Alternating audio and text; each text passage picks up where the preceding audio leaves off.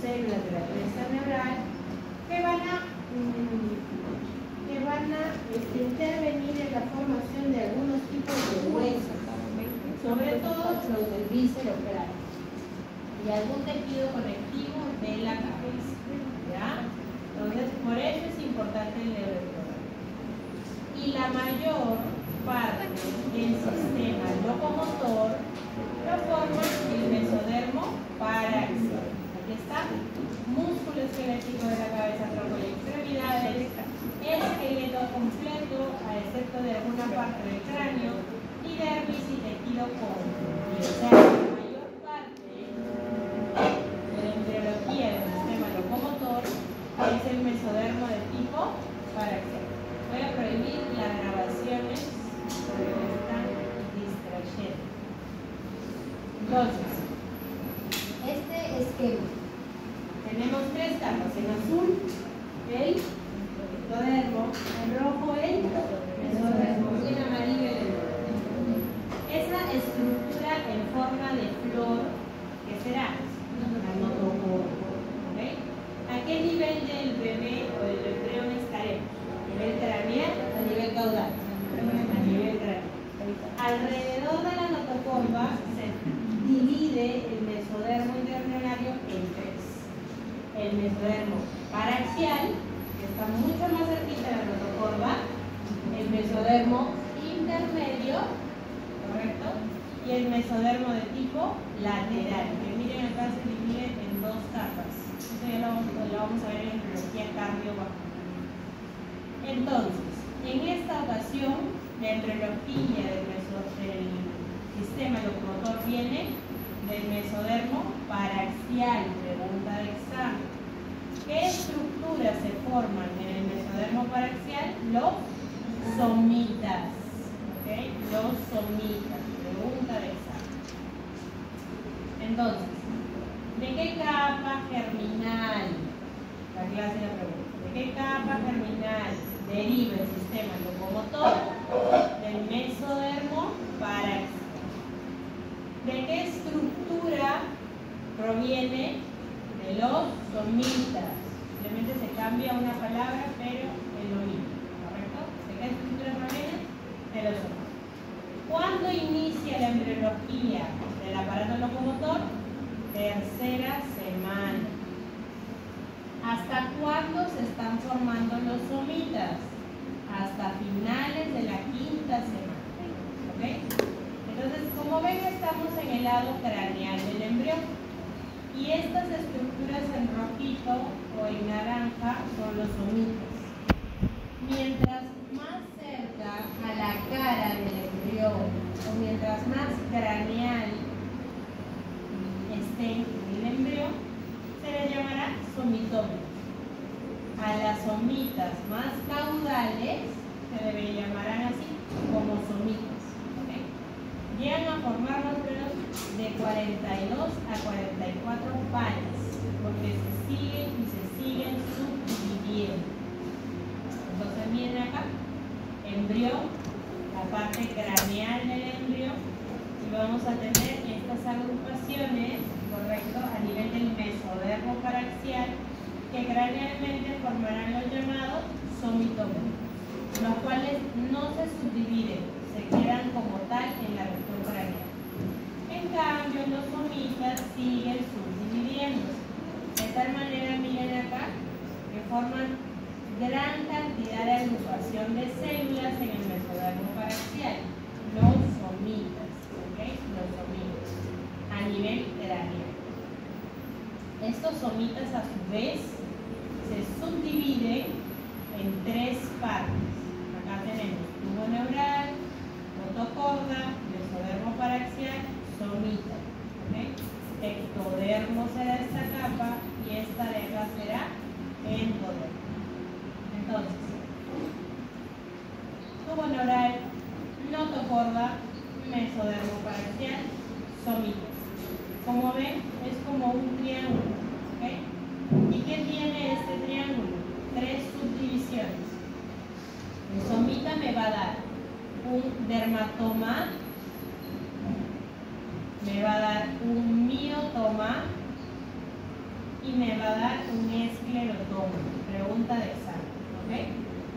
El dermatoma me formará toda la dermis del tronco. El miotoma me formará todo el músculo esquelético. Y el esclerotoma, ¿qué me va a formar? El hueso. Huesos, vértebras, costillas, cartílago. ¿Ok? Todo esto en el mesodermo intraembrionario de tipo paraxial. El más cerca a la notocorda. ¿Ok? Este es un esquema del ACMA. Lo pueden ver como tubo neural, notocorda, dermatoma mucho más cerca al ectodermo, miotoma y el esclerotoma. ¿Correcto? Entonces, células del esclerotoma migrarán y serán las células madre para formar el esqueleto axial. Células del miotoma migrarán y formarán músculo formando mioblastos. Y el dermatoma pues formará toda la piel que recubre a este sistema. Los somitas en sí, como les dije, se subdividen en muchos pares. ¿Okay?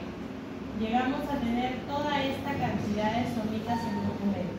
Pero luego se anulan los somitas más craneales y se anulan los somitas más caudales, quedándonos en sí con 8 somitas apicales, 12 torácicos, 5 lumbares y 5 sacros. ¿Okay? Lo que anatómicamente no regresa. ¿Qué más? Si estamos hablando de huesos, es que el esclerotoma forma huesos, ¿cómo lo va a formar? Por osificación. Y ustedes saben esto por histología, ¿correcto? Entonces existen dos tipos de osificación. Tenemos la osificación intramembranosa y tenemos la osificación de tipo endocondral o cartilaginosa.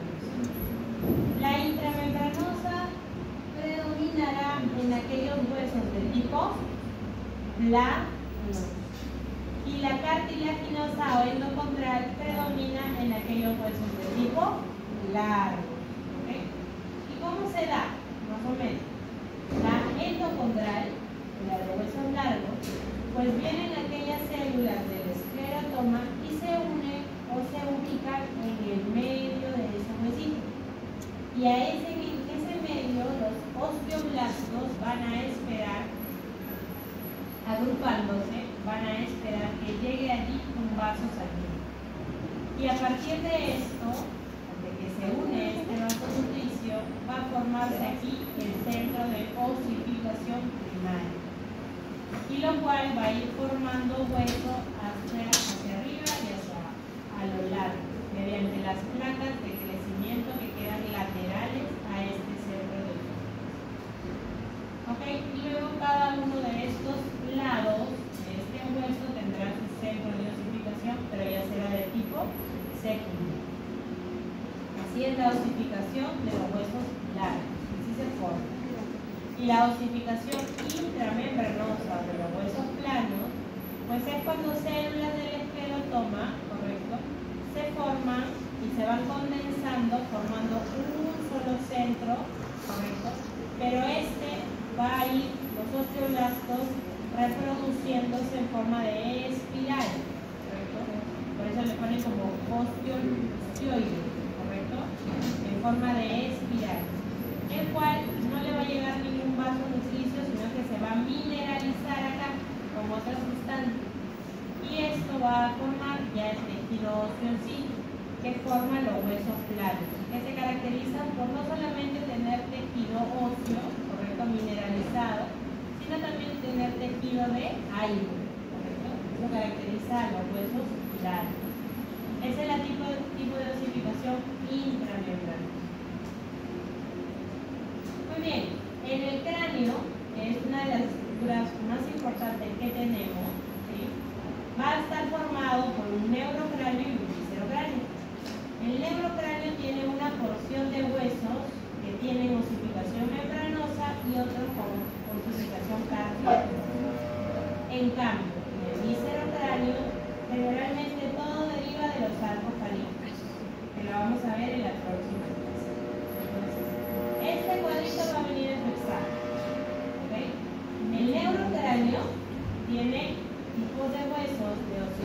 osificación endocondral y otros tipos de osificación intramembranosa. Entonces, si yo les pregunto, ¿el hueso parietal del neurocráneo tiene osificación de tipo intramembranosa? ¿Okay? El hueso esfenoide del neurocráneo tiene osificación de tipo endocondral. ¿Okay? Y luego bajaremos un poquito del cráneo y nos vamos al nivel dorsal de las vértebras y columna vertebral, el cual contiene a los lados de mi notocorda la ubicación de mis miotomas, que formarán los músculos y tendones que hacen que mis vértebras tengan movilidad. Las vértebras son aquellas que se forman a través de los esclerotomas, ¿sí? Y este será del tipo de osificación membranosa.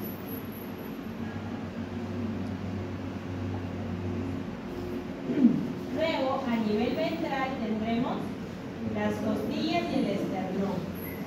Los cartílagos costales son formados también por células del esclerotoma.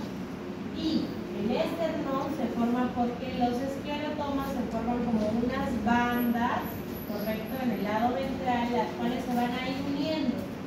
Y al final formarán el manubrio, formarán el cuerpo y la apófisis del esternón. ¿Okay? Luego de los esclerotomas vienen los miotomas, ¿verdad? ¿Qué me van a formar? Músculos. Pero ojo, ojito, hay tres tipos de músculos en nuestro cuerpo. Tenemos el músculo esquelético, el músculo liso y el músculo cardíaco. ¿De qué músculo estaremos hablando cuando hablamos del sistema locomotor? Del músculo esquelético. ¿Okay? El miotoma forma células que forman el músculo esquelético, ¿correcto? Entonces, si yo les pregunto en el examen, ¿el músculo cardíaco deriva del miotoma, verdadero o falso? Falso. ¿Okay? El músculo esquelético es aquel que deriva del mesodermo braquial, que por ende forma mi sistema locomotor. ¿Ya? El músculo liso ya deriva de otra capa, que viene de la capa del mesodermo lateral, ¿sí? La capa visceral. Y el músculo cardíaco es un músculo muy especializado que también viene de la nucleus. Pero vamos a ver cuando hagamos tejido cardiovascular. Muy bien. Entonces la mayor parte de la musculatura estriada esquelética viene del miotoma. El miotoma viene del somita. Los somitas vienen del mesodermo paraxial. ¿Okay? ¿Cómo se forma?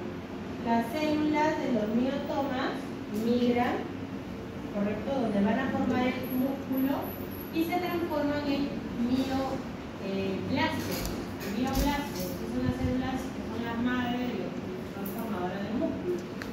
Y estas células van a ir modificando su estructura, van a ir aplanándose, van a tener unos músculos bien gruesos, bien largos, y se van a ir ubicando como túbulos, ¿correcto? Y así va a ir formando las fibras musculares, ¿no? Como esta que vemos acá. ¿Okay? Acuérdense, músculo esquelético solamente. ¿Ya? Las células del músculo estriado vienen ya de las placnopleura, ¿correcto? Del placnopleura. Y tienen la diferencia de que no están inervadas, ¿no? Por ningún nervio ni nada, solamente tienen movilidad involuntaria. Solitas se pueden mover. El músculo liso es aquel que forma parte del tubo digestivo, del aparato respiratorio y algunos otros. Muy bien. Alteración de la embriología del sistema locomotor. Distrofia muscular de Duchenne. Ustedes han visto esto, ¿verdad? En genética, con la doctora Llano. ¿No? Bueno, es una enfermedad genética de tipo herencia recesiva ligada al cromosoma X. ¿Okay? Y se caracteriza porque se afecta la formación de las fibras musculares, lo lo que hace que pierda función el niño en todo, ¿no? Habla, desarrollo psicomotor, masa muscular, marcha, dificultad para